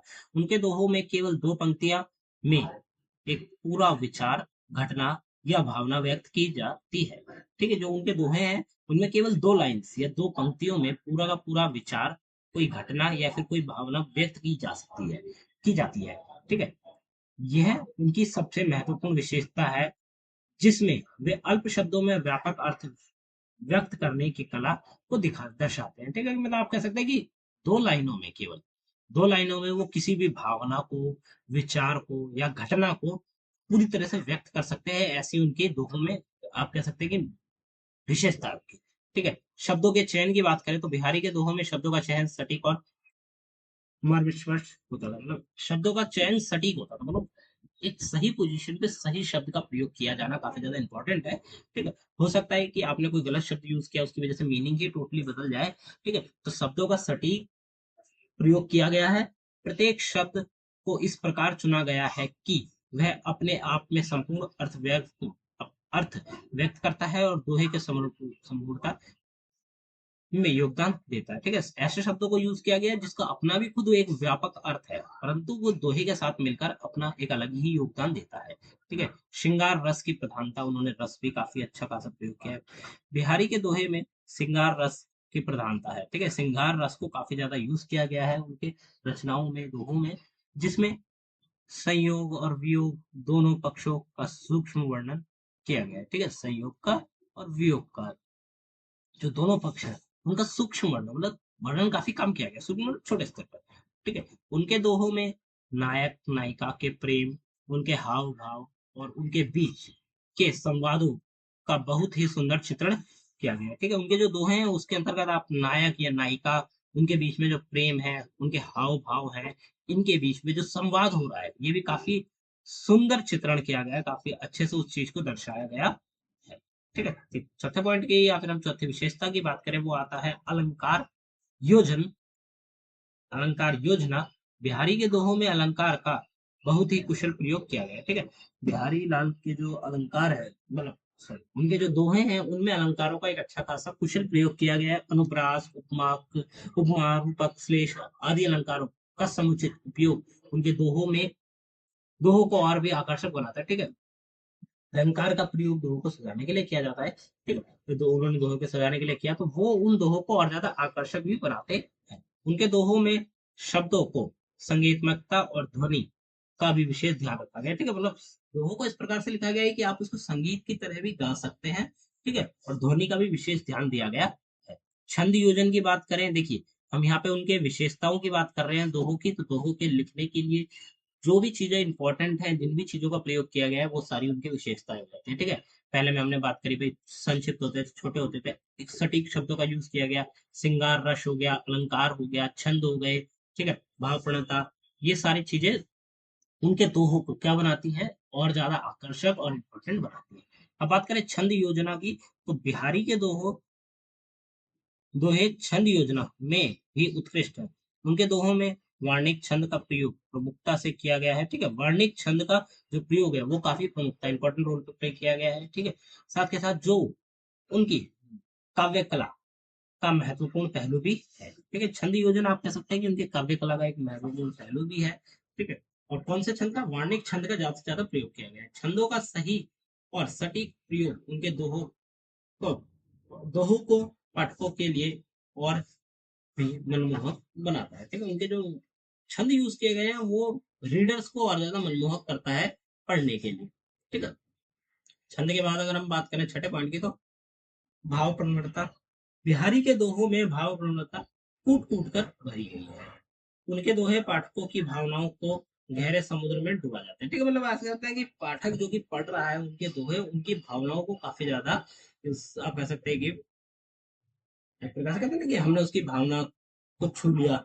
इस प्रकार से वो जो दोहे कोई व्यक्ति पढ़ता है तो वो उनकी भावनाओं को गहरे समुद्र में डुबा देता है। भावनाओं के गहरे समुद्र में प्रेम हो गया, विहर हो गया, प्रकृति हो गया, नायक नायिका की संवेदनाओं को इस प्रकार चित्रित करते हैं कि पाठकों की उसकी भावना में बह जाते हैं। ठीक है, इस प्रकार से उन दोहों को लिखा गया है कि जो भी रीडर उस चीज को पढ़ रहा है वो उस भावना में बह जाएगा। ये भी एक इंपॉर्टेंट कला है। ठीक है, हर कोई व्यक्ति इस कला से वो नहीं होता। ठीक है, मतलब हर किसी के पास ये कला नहीं होती। प्रकृति का चित्र, प्राकृतिक चित्रण। बिहारी के दोहे में प्रकृति का भी बहुत ही सुंदर चित्रण किया गया है। प्रकृति के विविध रूप, ऋतुओं, प्रकृति दृश्य का वर्णन उनके दोहों में मिलता है और उनकी कविता को और भी जीवंत बनाता है। ठीक है, प्रकृति का भी अच्छा खासा चित्रण किया गया है। ठीक है, उनके दोहों में प्रकृति को भी अच्छे खासे से, और कहते हैं ना कि प्रकृति को उसे देखना, उसके बाद उसके लिए कुछ ऐसी चीज लिख देना जो कि रीडर को भी उस प्रकृति के बारे में सोचने में मदद कर दे। तो ये वो चीज है। ठीक है, कि भाई अगर उन्होंने किसी ऋतु के बारे में बताया है तो आप उसको पढ़कर दोहे को उस ऋतु के बारे में सोच सकते हैं। ठीक है, उसकी सुंदरता महसूस कर सकते हैं। प्रकृति का कोई दृश्य अगर उन्होंने अपने दोहे में दिखाया है तो आप फील कर सकते हैं। इस प्रकार से उसको लिखा गया है। फिर आता है नैतिक शिक्षा। बिहारी के कई दोहे नैतिक शिक्षा प्रदान करते हैं। वे अपने दोहों के माध्यम से समाज की नैतिकता, कर्तव्य, सही आचरण की शिक्षा देते हैं। ठीक है, नैतिकता हो गई, सही आचरण हो गया, इसके बारे में भी शिक्षा प्रदान करते हैं बिहारी के दोहे। आगे बढ़े, उनके दोहों में नैतिकता और जीवन के गहरे सत्य छिपे हुए हैं। ठीक है, उनके द्वारा जो दोहे लिखे गए हैं, अगर आप उनको सही प्रकार से पढ़ते हैं, समझते हैं, उनके दोहों को आप कह सकते हैं अपने जीवन में यूज करते हैं, तो कहीं ना कहीं आपको जीवन में एक अच्छी राह देखने को मिलेगी। ठीक है, मतलब उन्होंने अपने दोहों के अंतर्गत लोगों को सही आचरण, कर्तव्य और नैतिकता के बारे में अच्छी खासी जानकारी प्रदान की है। साधारण भाषा का प्रयोग किया है। ठीक है, बिहारी के दोहों में सरल साधारण भाषा का प्रयोग किया गया है जो आम जन को समझ में आसानी से आ जाती है। उनकी भाषा तत्सम तद्भव देशज विदेशज शब्दों का समायक प्रयोग मिलता है जो उनके दोहों को और भी लोकप्रिय बनाता है। ठीक है, उनकी भाषा में आप कह सकते हैं कि तत्सम तद्भव देशज विशेषण जो शब्द है, इनका भी प्रयोग उन दोहों में देखने को मिलता है जो कि इसे और ज्यादा लोकप्रिय बनाते हैं। ठीक है, फेमस बनाते हैं। फिर आता है विनोद प्रियता। बिहारी के दोहों में विनोद प्रियता और व्यंग का भी समावेशन मिलता है। ठीक है, व्यंग भी यूज किए गए हैं। वे अपने दोहों के माध्यम से समाज के विभिन्न पक्षों पर व्यंग करते हुए हास्य उत्पादन करते हैं। ठीक है, मतलब समाज के कुछ पक्ष होते हैं ना, एक प्रकार हम पक्षों की बात नहीं करेंगे यहाँ पे, हम देखें कैसे कहेंगे कि समाज में कुछ गलत चीजें हैं, उनके ऊपर मैं व्यंग कर रहा हूँ। ठीक है, उनके ऊपर उंगली उठा रहा हूँ। तो इस प्रकार से उसने व्यंग करते हुए हास्य उत्पादन किया है। मतलब एक प्रकार से व्यंग भी कर रहे हैं और हास्य के लिए भी वो चीज बन गई है। ठीक है, उनका यह गुण उनके दोहों को और भी रोचक बनाता है। ठीक है, तो ये कुछ हमने 10 आप कह सकते हैं कि इंपॉर्टेंट जो विशेषता है उनकी बात करी थी। अब हम बात करते हैं निष्कर्ष की। तो ये जो 10 आप कह सकते हैं कि विशेषताएं हैं, ठीक है, किसके बारे में? बिहारी के बारे में, बिहारी लाल के बारे में। तो आपको एक चीज करनी है कि इनके बेसिक चीजें, ये जो दोहे है ना, इनमें से आपको 6 से 8 अच्छे से याद कर लेने, चाहे कोई भी 6 से 8 याद करिए, कोई दिक्कत नहीं है। ठीक है, आप अगर अच्छे से याद करिए, क्वेश्चन आता है तो आप इसको बिल्कुल लिख सकते हैं। ठीक है, बिहारी लाल के दोहे हिंदी साहित्य में अपनी एक विशिष्ट पहचान रखते हैं। उनकी संक्षिप्त और शब्द है श्रृंगार रस अलंकार योजना छंद भाव, प्रकृति चित्रण, नैतिक शिक्षा, साधारण भाषा का प्रयोग और विनोद प्रियता उनकी काव्य कला को अद्वितीय बनाता है। ठीक है, जो भी हमने विशेषताओं की बात करी वो सारी की सारी यहाँ बता दी गई है। तो वही चीज इनकी काव्य कला को क्या बनाती है? अद्वितीय बनाती है। उनके दोहे न केवल साहित्यिक दृष्टिकोण से महत्वपूर्ण है बल्कि समाज में नैतिक और सांस्कृतिक दृष्टि से भी समृद्ध करते हैं। ठीक है, उनके दोहे केवल ऐसा नहीं है कि आपने साहित्य के क्षेत्र में ही इंपॉर्टेंट प्ले करते हैं, नहीं, बल्कि समाज को नैतिक और सांस्कृतिक दृष्टि से भी एक समृद्ध बनाने का काम करते हैं। बिहारी लाल के दोहे आज भी साहित्य प्रेमी साहित्य प्रेमियों के बीच उतने ही लोकप्रिय हैं जितना उस समय के। ठीक है, जो दोहे हैं वो साहित्यिक प्रेमियों, मतलब ऐसे लोग, एक प्रकार से साहित्य प्रेमी कोई होते हैं जिनको साहित्य पढ़ना पसंद है, जिनको साहित्य में इंटरेस्ट है। ठीक है, उनके लिए आज भी उतने ही इंपॉर्टेंट है जितना उस समय इंपॉर्टेंट है जब इनको बनाया जा रहा था। ठीक है, तो ये क्या हो गया? बिहारी लाल के द्वारा लिखे गए जो दोहे हैं उनकी हमने इंपॉर्टेंट या फिर उनका विशेषता है उनको बात करी है। ठीक है, तो इनको आप अच्छे से कवर अप कर लीजिए। अगले क्वेश्चन की तरफ बढ़ते हैं। अब अथवा वाले क्वेश्चन की अगर हम बात करें तो हिमालय के आंगन में प्रसाद की राष्ट्रीय सांस्कृतिक चेतना व्यक्त हुई है, इस कथन की तर्कसंगत समीक्षा कीजिए। ठीक है, ये आप कह सकते हैं कोर्ट में एक क्या दिया गया है, एक स्टेटमेंट दी गई है। आप इस आपको क्या करना है, इस स्टेटमेंट का तर्क संगत मतलब तर्क देते हुए समीक्षा करनी है। हिमालय के आंगन में प्रसाद की राष्ट्रीय सांस्कृतिक चेतना व्यक्त हुई है, इस कथन की तर्क संगत समीक्षा की अगर हम बात करें तो जयशंकर प्रसाद का काव्य हिमालय के आंगन में, ठीक है, जयशंकर प्रसाद द्वारा लिखा गया जो काव्य है, क्या नाम है, हिमालय के आंगन में, भारतीय राष्ट्र सांस्कृतिक चेतना का प्रतीक है। ठीक है, भारत का जो राष्ट्र, भारतीय राष्ट्र की जो सांस्कृतिक चेतना है, ठीक है, सांस्कृतिक मतलब संस्कृति से रिलेटेड जो चेतना है, उसका एक प्रतीक है। इस कविता में प्रसाद ने मतलब जयशंकर प्रसाद ने भारतीय संस्कृति, प्रकृति और राष्ट्रता को एक गहरा और सुंदर तरीके से प्रस्तुत किया है। ठीक है, मतलब इस काव्य में जयशंकर प्रसाद ने भारतीय संस्कृति को, प्रकृति को और राष्ट्रता को एक गहरे और सुंदर तरीके से क्या करा है, प्रस्तुत किया है। ये काव्य न केवल साहित्यिक दृष्टि से महत्वपूर्ण है बल्कि सांस्कृतिक और राष्ट्रीय चेतना को भी क्या करता है, प्रकट करता है। ये जो काव्य लिखा गया है ये केवल आप कह सकते हैं कि साहित्य के क्षेत्र में ही इम्पोर्टेंट नहीं है, परंतु ये भारत की सांस्कृतिक चीजों को और भारत की जो राष्ट्रीय चेतना है उसको भी अच्छे से प्रकट करता है। आइए इस कथन को तर्कसंगत रूप से समझते हैं, मतलब तर्कों के आधार पर हम इस चीज को कवर अप करेंगे। ठीक है, पहला आता है राष्ट्रीय चेतना का प्रकटीकरण। प्रसाद की कविता हिमालय के आंगन भारतीय राष्ट्र की चेतना का एक प्रमुख उदाहरण है। इस कविता में हिमालय को भारतीय संस्कृति और राष्ट्रीयता का प्रतीक माना है। ठीक है, इस कविता में क्या माना गया है, जो हिमालय है, हिमालय पर्वत है, उसको भारत की संस्कृति और राष्ट्रीयता का एक प्रतीक माना गया है। ठीक है, प्रतीक से क्या होता है कि भाई हाँ, ये जो हिमालय है ये भारत की राष्ट्रीयता और संस्कृति को दिखाता है। हिमालय भारतीय सभ्यता की महानता और स्थायित्व का प्रतीक है। यह पर्वत श्रृंखला भारतीय उपमहाद्वीप की भौगोलिक सीमा का भी निरूपता करती है, जो एकता और अखंडता का प्रतीक है। ठीक है, ये जो पर्वतमाला है, श्रृंखला है, ठीक है, जो हिमालय पर्वतमाला है या हम कहें वाली जो श्रृंखला है, ये भारतीय सभ्यता की महानता और स्थायित्व का प्रतीक तो है ही, साथ के साथ भारतीय उपमहाद्वीप की भौगोलिक सीमा को भी निरूपता करता है। ठीक है, भारत की जो उपमहाद्वीप की जो भौगोलिक सीमा है, ठीक है भाई, कहाँ कहाँ तक फैला हुआ है, इस चीज को भी दिखाता है ये। ठीक है, क्या दिखाता है, हिमालय पर्वत, और एकता और अखंडता को भी हमारे दर्शाता है। ठीक है, तो पहला क्या होगा कि राष्ट्रीय चेतना को दिखाता है। भाई इसके अंतर्गत क्या आ गया कि भाई भारतीय उपमहाद्वीप की भौगोलिक सीमा को भी दिखा रहा है, एकता अखंडता को भी दिखा रहा है। ठीक है, साथ के साथ जो भारत की राष्ट्रीय चेतना है उसको भी दर्शा रहा है, संस्कृति को भी दिखा रहा है। ठीक है, तो ये हो गया। आगे अगला पॉइंट क्या आता है, सांस्कृतिक वैभव का चित्रण। जयशंकर प्रसाद ने हिमालय के माध्यम से भारतीय सांस्कृतिक वैभव का सुंदर चित्रण किया। भारतीय संस्कृति का जो वैभव है उसका सुंदर चित्रण किया है। हिमालय न केवल एक भौगोलिक इकाई है बल्कि यह भारतीय संस्कृति और इतिहास का भी महत्वपूर्ण है। ठीक है, हिमालय केवल ऐसा नहीं है कि भूगोल की एक इकाई है, मतलब भूगोल के क्षेत्र में केवल वो एक पहाड़ है या पर्वत है, नहीं, वो भारतीय संस्कृति और उसके इतिहास का एक इम्पोर्टेंट रोल भी है, मतलब इम्पोर्टेंट पार्ट भी है। इस कविता में हिमालय की ऊंचाई को भारतीय सांस्कृतिक ऊंचाइयों के रूप में प्रस्तुत किया गया। ठीक है, हिमालय की जो ऊंचाइयां हैं, कविता के अंतर्गत जो हिमालय की ऊंचाइयां हैं उतनी ही ऊंची भारतीय संस्कृति भी है, ये दिखाया गया है उस कविता के अंतर्गत। हिमालय की ऊंचाइयां भारतीय संस्कृति और संस्कृति की महनता और उसके आध्यात्मिकता महत्व को दर्शाती है। ठीक है, ये मान लीजिए इस वाले पॉइंट में कि ये दिखाया गया है कि हिमालय की जो ऊंचाई है उतनी ही ऊंची भारतीय संस्कृति भी है। ठीक है, हिमालय की ऊंचाइयां भारतीय संस्कृति की महानता और आध्यात्मिकता का क्या करती हैं, महत्व दर्शाती है, दिखाती है। फिर आता है तीसरा पॉइंट, प्रकृति और सांस्कृतिक संबंध।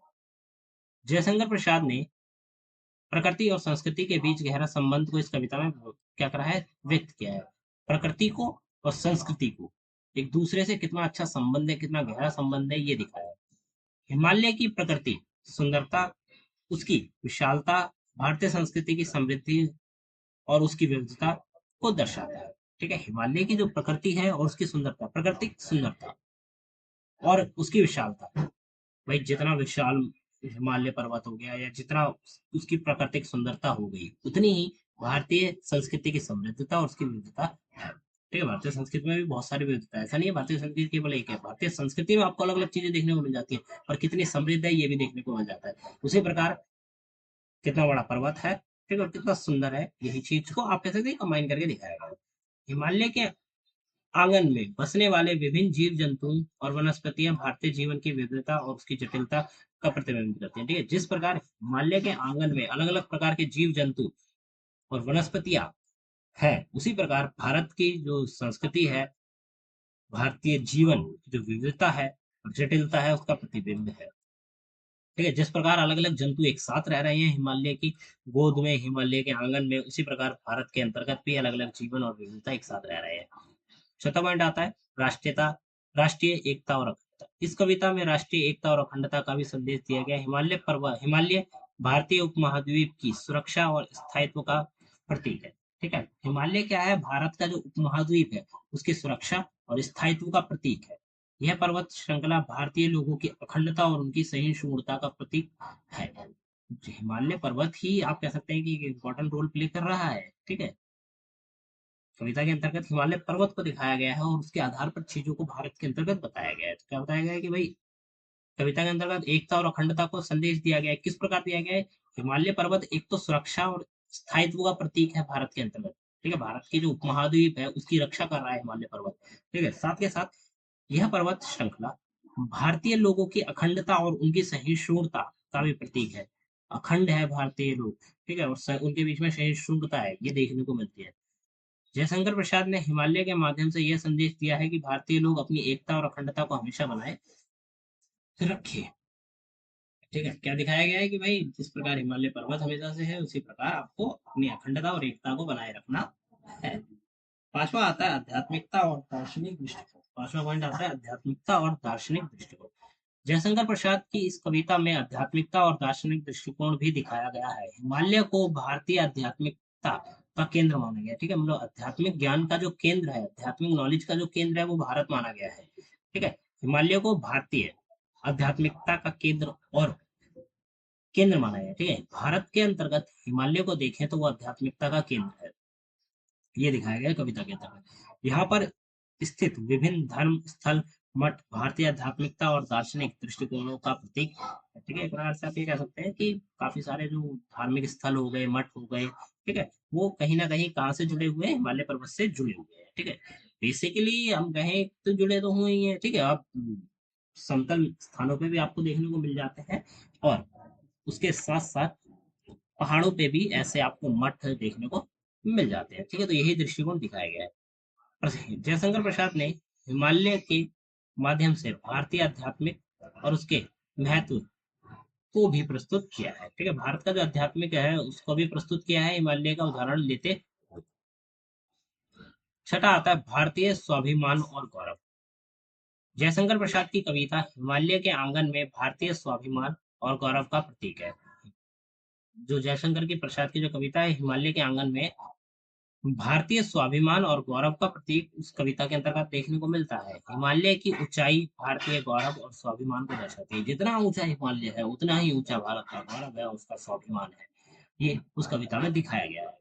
जयशंकर प्रसाद ने इस कविता में यह संदेश दिया है कि भारतीय लोगों को अपनी सांस्कृतिक और राष्ट्रीय गौरव को हमेशा बनाए रखना चाहिए। ठीक है, कविता में क्या संदेश दिया गया है कि भारत की जो संस्कृति है और जो भारतीय लोग हैं, भारतीय लोगों को क्या करना है, भारतीय संस्कृति और भारत का जो गौरव है, राष्ट्र का जो गौरव है, उसको हमेशा बनाए रखना, उसको कहीं भी नीचे जाने नहीं देना है। हिमालय की ऊंचाइयां भारतीय लोगों को यह प्रेरणा देती हैं कि वे अपने गौरव और स्वाभिमान को हमेशा ऊंचा रखें। कविता के अकॉर्डिंग हम ये कहें तो हिमालय की जो ऊंचाइयां हैं वो लोगों को ये ज्ञान देती हैं, या फिर ये आप कह सकते हैं कि प्रेरणा देती है कि आपको अपना गौरव और अपना स्वाभिमान हमेशा ऊंचा रखना है, कभी कम नहीं करना।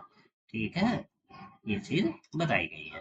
निष्कर्ष की बात करें तो जयशंकर प्रसाद की कविता हिमालय के आंगन में भारतीय राष्ट्रीय सांस्कृतिक चेतना का उत्कृष्ट उदाहरण दिया गया है। इस कविता में प्रसाद ने भारतीय संस्कृति, प्रकृति, राष्ट्रीयता और अद्वितीयता का सुंदर जो है सुंदर तरीके से प्रस्तुत किया है। हिमालय की ऊंचाइयां, उसकी प्राकृतिक सुंदरता और उसके सांस्कृतिक महत्व भारतीय राष्ट्रीय चेतना को प्रकट करते हैं। ठीक है, तो क्या दिखाया गया भाई, कविता के अंतर्गत दिखाया गया है भारतीय जो हिमालय है उसका उदाहरण लेकर भारत की संस्कृति हो गई, उसके राष्ट्र हो गए, इसके बारे में एक्सप्लेन किया है।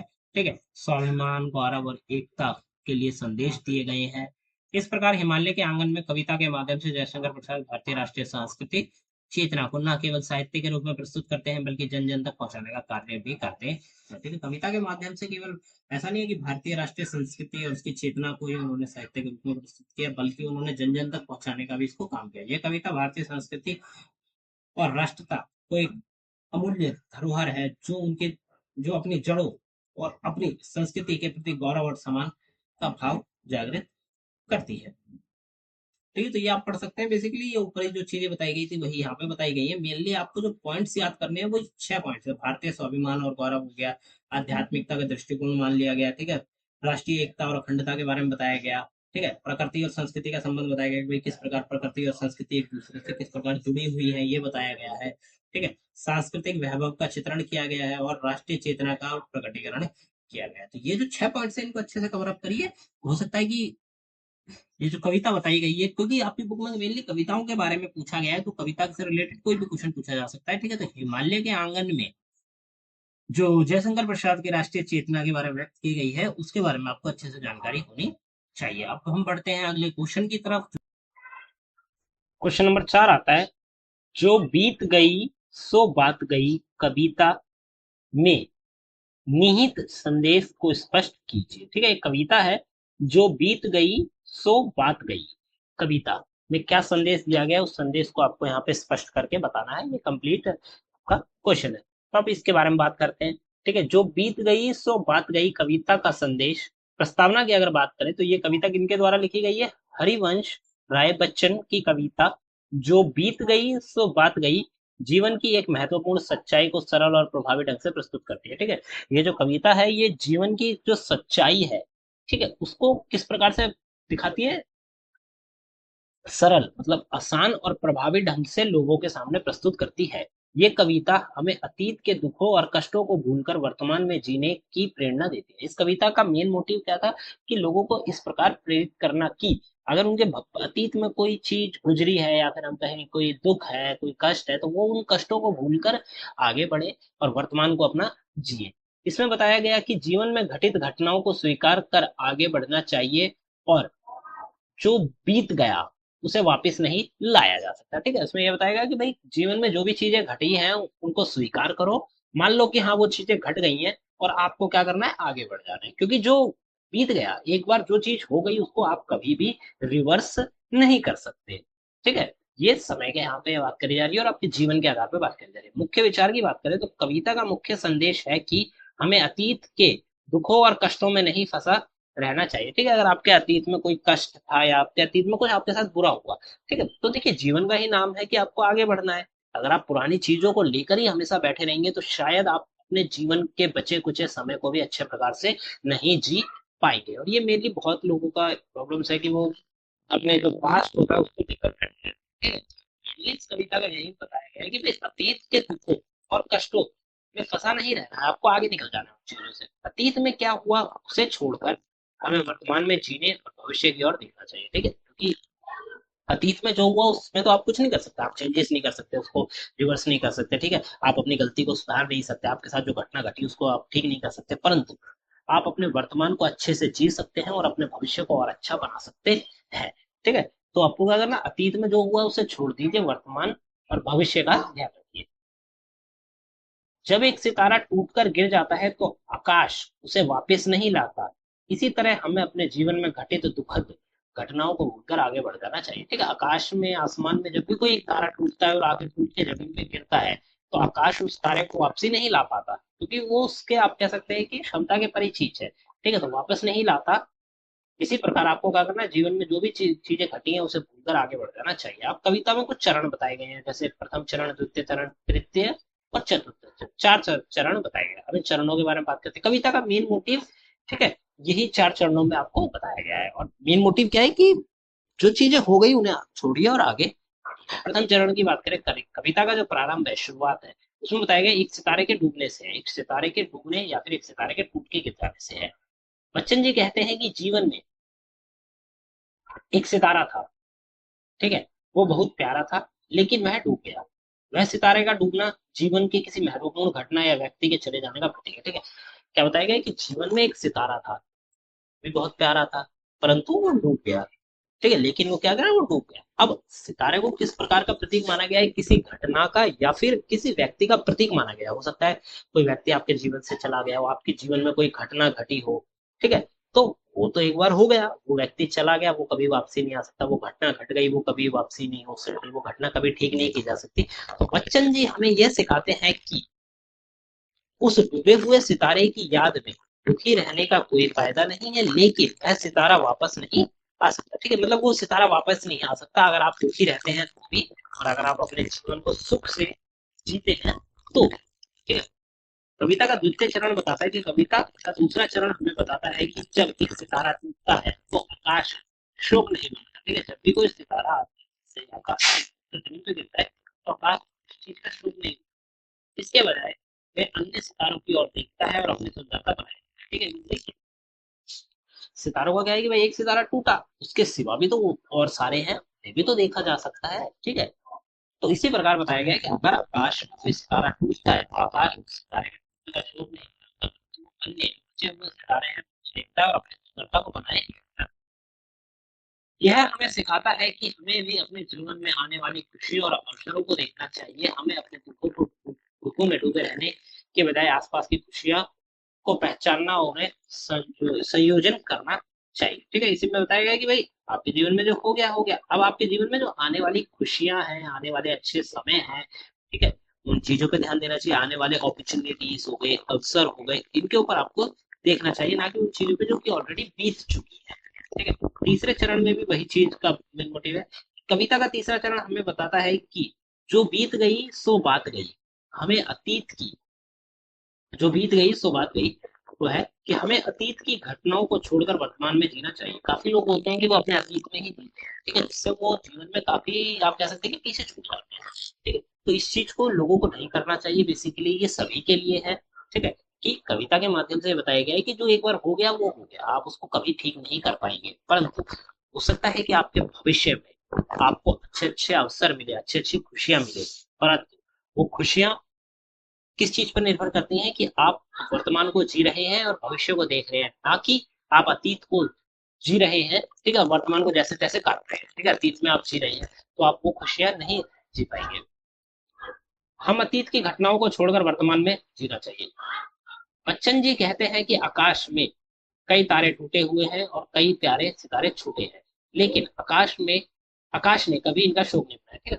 बच्चन जी बताते हैं, हरवंश राय बच्चन जी बताते हैं कि आकाश में काफी सारे तारे आए दिन टूटते हैं, आए समय टूटते हैं, परंतु आकाश उनका कभी शोक नहीं मनाता। इसी तरह हमें अपने जीवन में घटित दुखित घटनाओं को भूलकर आगे बढ़ जाना चाहिए। चौथा चरण भी इसी बारे में है कि कविता के अंतिम चरण में बच्चन जी कहते हैं कि जो बीत गई सो बात गई, इसका अर्थ है कि हमें अपने जीवन में घटित अतीत घटनाओं को भूलकर आगे बढ़ना चाहिए, हमें अपने जीवन की वर्तमान क्षणों को जीना चाहिए और भविष्य की ओर देखना चाहिए, ठीक है। वर्तमान में जो समय है आप उसको जिए, और अच्छे से जिए कि आप अपना अतीत, एक टाइम पे अतीत को ही भूल जाए, ठीक है, इस प्रकार से उसको जिए, खुश रहिए जीवन में, और भविष्य को देखिए, भविष्य को और बेहतर बनाइए, ठीक है। अतीत के दुखों को भूलकर हमें अपने जीवन को खुशहाल बना सकते हैं, ठीक है, खुशहाल बना सकते हैं। तो ये कविता के आप कह सकते हैं कि संदेश था। अब निष्कर्ष की बात कर लेते हैं इसके बारे में। जो बीत गई सो बात गई कविता हमें जीवन का एक महत्वपूर्ण पाठ सिखाती है। ये हमें सिखाती है कि हमें अपने अतीत के दुखों में फंसा नहीं रहना चाहिए और वर्तमान और भविष्य को देखना चाहिए। इस कविता का संदेश है कि जो बीत गई उसे भूलकर आगे बढ़ना चाहिए, जीवन का सही मार्ग, ठीक है, जो बीत गया उसको भूल जाइए और आगे बढ़िए, यही जीवन का एक सही और सरल मार्ग है। अगर आप अपने अतीत में ही फंसे रहेंगे तो कहीं ना कहीं आप अपने जीवन को खराब कर रहे हैं, और शायद आपको जीवन में काफी सारी कठिनाइयां उसके बावजूद फेस करनी पड़ेगी।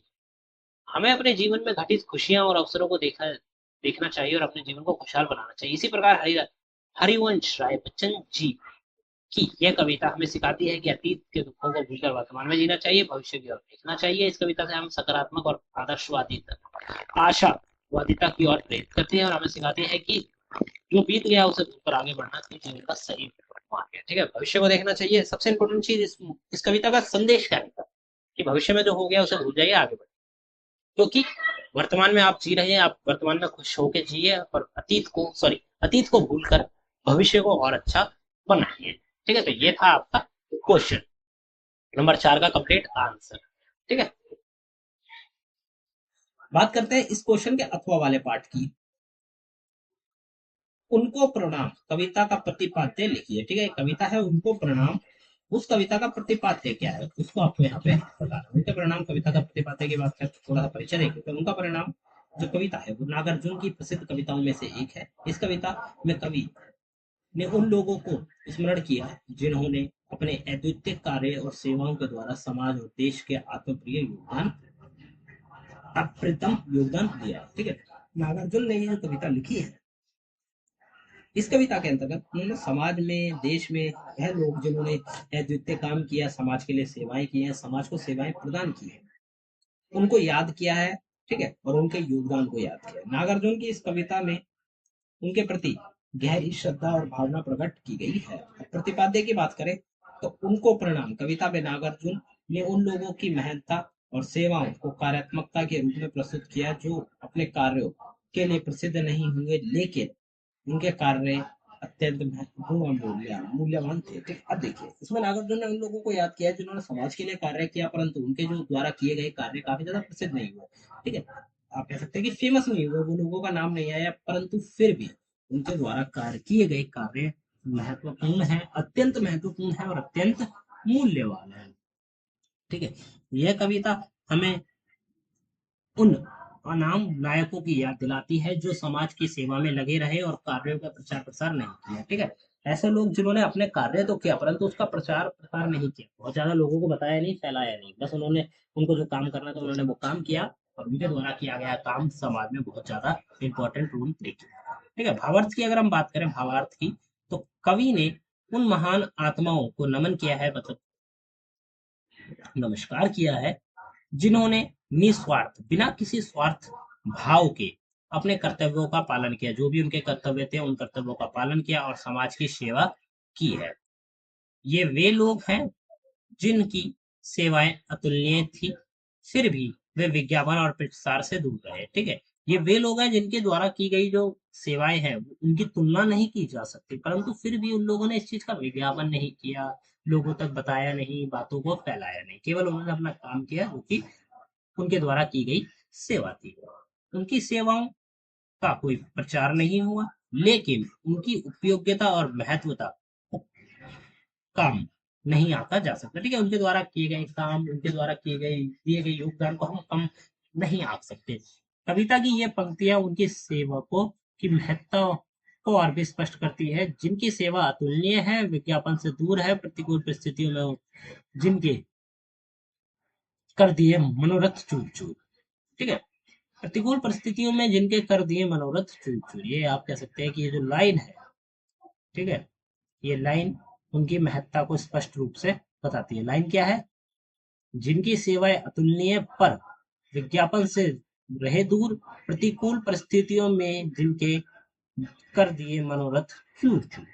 ठीक है, तो ये लाइन स्पष्ट रूप से बताती है कि जिन भी सेवकों ने समाज के लिए काम किया और प्रचार प्रसार नहीं किया, उनके द्वारा दिए गए योगदान अतुलनीय है। ये पंक्तियां ये दर्शाती हैं कि लोग अपनी सेवाओं के प्रति समर्पित हैं और विपरीत परिस्थितियों में भी अपने कार्यों को अंजाम दे रहे हैं। ठीक है, लोग जो सेवा कर रहे हैं उसके प्रति वो पूरी तरह से समर्पित हैं। ठीक है, और कैसी भी स्थिति हो, विपरीत हो स्थिति, वो उस स्थिति में भी काम कर रहे हैं। उनके मनोरथ भले ही पूरे ना हो पाए, लेकिन उनके कर्तव्य निर्वाह भावना अड़िग रही। ठीक है, भले ही उनके द्वारा जो काम किया गया हो सकता है मनोरथ भले ही पूरे ना हो पाए, ठीक है, वो जो मन में चाहते थे करना भले ही वो पूरा ना हो पाए, परंतु जितना भी उन्होंने किया, ठीक है, कार्य कर्तव्य निर्वाह वो अड़िग रहे अपने काम के लिए। फिर संदेश की बात करें तो इस कविता के माध्यम से नागार्जुन हमें यह संदेश देना चाहते हैं कि महत्ता और उत्कृष्टता का आकलन केवल प्रचार प्रशंसा से नहीं किया जा सकता। ठीक है, नागार्जुन ये बताते हैं, संदेश देना चाहते हैं कि अगर आपने कोई मेहनता की है, कोई उत्कृष्ट काम किया है, ठीक है, तो उसका आकलन केवल इस प्रकार से नहीं किया जा सकता कि आपने उसका प्रचार या प्रशंसा कितनी करी है, लोग उसकी प्रशंसा कितनी कर रहे हैं, नहीं। ये आपको बाद में पता चलेगा जब वो चीज लोगों के लिए हेल्पफुल होगी और लोग आपको याद करेंगे। ठीक है, सच्ची मेहनता वह है जो निस्वार्थ भाव से की जाए। ठीक है, सच्ची मेहनता क्या है, या आप कह सकते हैं कि सच्ची मेहनत क्या है, जो किसी निस्वार्थ से की जाए। मतलब आपने कोई काम किया समाज के लिए, परंतु आपका उसमें कोई स्वार्थ नहीं था, आप किसी चीज को प्राप्त करने के लिए वो काम नहीं कर रहे थे। ठीक है, तभी वो सच्ची महत्वता कहलाएगी। बिना किसी प्रशंसा की चाहत समाज की सेवा में लगे रहते हैं। यह कविता हमें प्रेरित करती है कि हमें अपने जीवन में निस्वार्थ सेवा के मार्ग पर चले और समाज के प्रति अपने कर्तव्यों का पालन करें। ठीक है, हमें क्या करना है कि भाई समाज में हेल्प करते रहना है, निस्वार्थ से काम करते रहना है, और समाज के प्रति कर्तव्यों का पालन करना चाहिए। निष्कर्ष, उनको प्रणाम कविता में नागार्जुन ने उन गुमनाम नायकों की प्रशंसा की है जिन्होंने समाज में हित अपने मूल्यों को समर्पित किया। यह कविता हमें यह सिखाती है कि सच्ची महत्ता और सेवा का मूल्यांकन केवल प्रचार प्रशंसा से नहीं किया जा सकता। ठीक है, ये कविता क्या दिखाती है कि अगर आपने सच्ची मेहनत करी है तो प्रचार और प्रशंसा से ही उसका आप कह सकते हैं मूल्यांकन नहीं किया जा सकता। ठीक है, बल्कि ये उन निस्वार्थ सेवाओं और कार्यों से होता है जो समाज के उत्थान में योगदान देते हैं। ठीक है, समाज को आगे बढ़ाने में जो काम आपने किया है, ठीक है, वो प्रचार प्रसार से नहीं, में उसका तय नहीं किया जा सकता कि आपने कितना काम किया है। नागार्जुन की यह कविता हमें प्रेरित करती है कि हमें अपने जीवन में निस्वार्थ और सेवा का कर्तव्य का पालन करना चाहिए और समझे अपने अपने। ठीक है, फिर एक और संदर्भ आ जाता है इस कविता के बारे में थोड़ा सा। इस कविता की विस्तृत व्याख्या और उसकी महत्ता को समझाने के लिए नागार्जुन की साहित्य शैली और उनके कार्यात्मक दृष्टिकोणों का अध्ययन आवश्यक है। ठीक है, अगर आपको कविता को और अच्छे से समझना है तो नागार्जुन द्वारा की जो साहित्य शैली है और उनकी जो काव्यात्मकता है उसके दृष्टिकोण को भी आपको समझना। नागार्जुन ने अपनी कविताओं में सामाजिक मुद्दे और मानवीय संवेदनाओं को और गहराइयों से उभरा और अद्वितीय है। ठीक है, मतलब समाज की जो संवेदनाएं हैं, समाज के जो मुद्दे हैं, वो अपनी रचनाओं में प्रस्तुत किया है। उनके काव्यों में विशिष्ट सरलता और प्रभाव जो पाठकों को सीधे हृदय से जोड़ता है। ठीक है, उनकी जो कविताएं हैं, काव्य हैं, वो विशिष्ट सरलता है, ठीक है, प्रभाव है जो कि पाठकों को डायरेक्टली क्या करते हैं, उनके दिल को छूते हैं। उनकी कविताएं न केवल मनोरंजन करती हैं बल्कि वह गहरे संदेश भी देती हैं जो पाठकों को सोचने पर मजबूर करता है। ठीक है, नागार्जुन द्वारा लिखी गई जो कविताएं हैं वो केवल ऐसा नहीं है कि लोगों को मनोरंजन कर रही हैं या उनके बेसिक डिटेल दे रही है, नहीं, वो पाठकों को सोचने पर भी मजबूर करती हैं। इस प्रकार उनको परिणाम कविता नागार्जुन की साहित्य प्रतिभा का उत्कृष्ट उदाहरण है। उनको परिणाम जो कविता है वो नागार्जुन के साहित्य की एक प्रतिभा का उत्कृष्ट उदाहरण है। मतलब सबसे अच्छा उदाहरण क्या है माना जाए तो उनको परिणाम कविता है नागार्जुन द्वारा लिखी गई, और उनके सामाजिक दृष्टिकोण को भी स्पष्ट रूप से प्रस्तुत करती है। मतलब नागार्जुन का समाज के प्रति क्या दृष्टिकोण था ये भी वो कविता हमें दर्शाती है।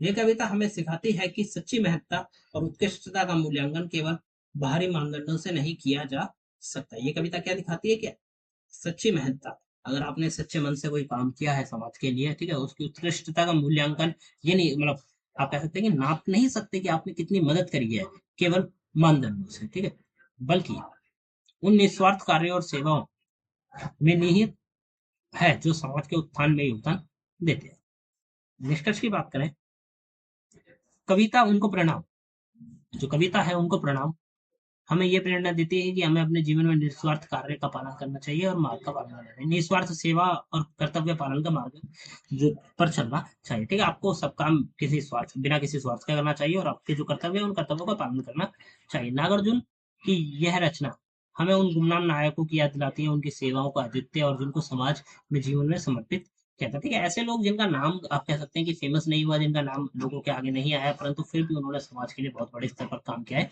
ये उनके बारे में बताती है। और आपका क्वेश्चन नंबर आखिरी आता है। ठीक है, क्वेश्चन नंबर 5 एक प्रकार से हम कहें तो यहाँ पे आपको 4 टॉपिक्स पर टिप्पणी लिखनी है। मेनली मैं नहीं कहूंगा कि यही 4 टॉपिक्स में से कुछ पूछा जा सकता है। ठीक है, हो सकता है टॉपिक्स बदल दिए जाएं क्योंकि ये टॉपिक्स छोटे हैं तो इनको बदल के भी कुछ और भी पूछा जा सकता है। ठीक है, मेनली आप ये जो टॉपिक्स हैं इनको कवर अप कर सकते हैं। ठीक है, डायरेक्टली आप हमारे ऐप पे जाइए, वहां पे जाके इस पीडीएफ को खोलिए, आप टिप्पणी को डायरेक्टली वहां से पढ़ सकते हैं। ठीक है, हम इस टिप्पणी को यहाँ पे कवर अप नहीं करेंगे क्योंकि ये कुछ खास इंपॉर्टेंट है नहीं। ठीक है, आप चाहें तो वीडियो को पॉज करके भी देख सकते हैं, मैं इसको यहाँ पे रोक दे रहा हूँ तो आप वीडियो को पॉज करके इसको पढ़ सकते हैं। ठीक है, तो ये थी आपकी कंप्लीट वीडियो जिसके अंतर्गत हमने सारी की सारी चीजों की बात करी है, इंपॉर्टेंट क्वेश्चन जो कि प्रीवियस ईयर में पूछे गए थे उनके बारे में बात करा। ठीक है, ये क्वेश्चन काफी ज्यादा इंपॉर्टेंट इसलिए है क्योंकि आपके जो एग्जाम होने जा रहे हैं, मैंने आपको शुरुआत में ही बताया था, सेकंड टाइम होने जा रहे हैं। ठीक है, ये वाले एग्जाम मतलब फर्स्ट टाइम पिछले साल ये पहली बार हुए थे, आज ही मतलब अब की बार ये सेकंड टाइम होने जा रहे हैं। तो आपको क्या करना है, इन क्वेश्चंस को अच्छे से कवर अप कर लेना है, बिकॉज क्वेश्चन कहीं ना कहीं रिपीटेड होते हैं, कहीं ना कहीं क्वेश्चन सेम होते हैं। तो आपको सभी क्वेश्चन के आंसर अच्छे से पता होने चाहिए, ठीक है। डिस्क्रिप्शन बॉक्स में आपको हमारे टेलीग्राम का लिंक मिल जाएगा, टेलीग्राम पे ज्वाइन करिए। जितने भी वीडियोस के लिंक हो गए, ठीक है, नोटिफिकेशन हो गए, ऐप से रिलेटेड कोई डिटेल होगी, नोट से रिलेटेड कोई डिटेल होगी, डायरेक्टली आपको हमारे जो टेलीग्राम चैनल है वहाँ पे मिल जाएगा। इंस्टाग्राम पे आपका कोई भी इशू हो, कोई भी क्वेश्चन हो, आप डायरेक्टली हमसे पूछ सकते हैं। यूट्यूब पर सब्सक्राइब करके जाइए, और ज़्यादा हेल्पफुल वीडियो आपको यहीं मिलेगी।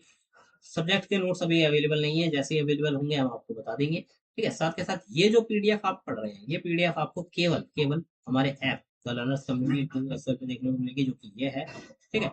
आप जाइए, आपको डाउनलोड करिए, और ऐप के थ्रू आप अपनी स्टडी को करिए। अगर आपको पास ऐप के रिलेटेड कोई भी, आप कह सकते हैं कि रिव्यू है, तो प्लीज ऐप के रिव्यू सेक्शन में जाके ऐप को रिव्यू दीजिए, प्ले स्टोर पे जाके। हम उस रिव्यू के बारे में जितनी भी हो सकती है उसको और अच्छे से अच्छा करने की कोशिश करेंगे, ठीक है। तो मिलते हैं अगली वीडियो में। Thanks for visiting on my channel guys.